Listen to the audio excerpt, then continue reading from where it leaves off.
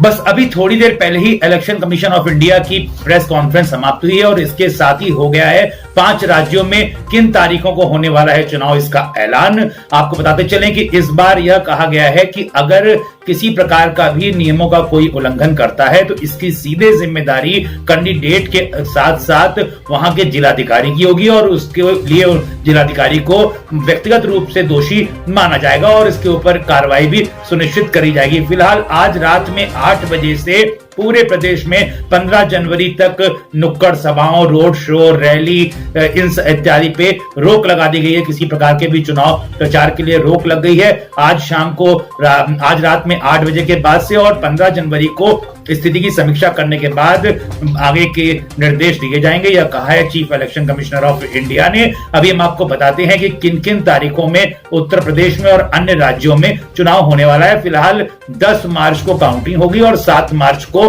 आखिरी दिन होगा वोट डालने के लिए और उत्तर प्रदेश के अंदर 7 चरणों में चुनाव होने वाले हैं। अब हम आपको विस्तृत जानकारी देते हैं कि कब कब किस किस तारीख में वोट पड़ने वाला है। उत्तर प्रदेश में पहला फेज 10 फरवरी को इस प्रारंभ होगा और दूसरा फेज 14 फरवरी को, तीसरा फेज 20 फरवरी को और उत्तर प्रदेश में चुनाव का चौथा फेज 23 फरवरी को, 5वां फेज 27 फरवरी को और उत्तर प्रदेश में 6वां फेज 3 मार्च को है और 7वां चरण 7 मार्च को होगा। 5 राज्यों में 10 मार्च को एक साथ मतगणना करी जाएगी, यह कहना है इलेक्शन कमीशन ऑफ इंडिया का। और चुनाव आयोग ने फिलहाल 15 जनवरी तक नुक्कड़ सभा, साइकिल रैली, रोड शो, पद यात्राओं और जनसभाओं पर पूरी रोक लगा दी है। आज रात में 8 बजे के बाद चुनाव प्रचार पर पूरी तरीके से रोक लग गई है।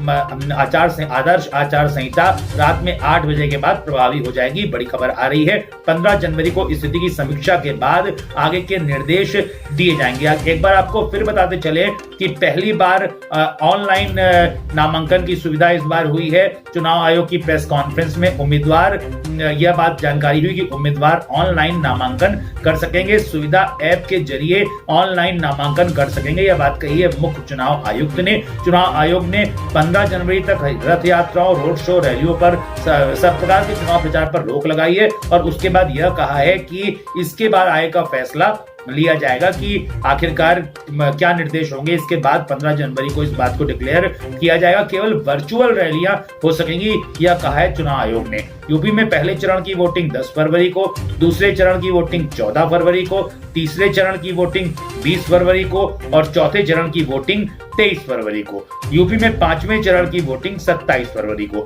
यूपी में 6वां चरण की वोटिंग 3 मार्च को और 7वें चरण की वोटिंग 7 मार्च को होगी और 10 मार्च को सारे राज्यों में होगी मतगणना।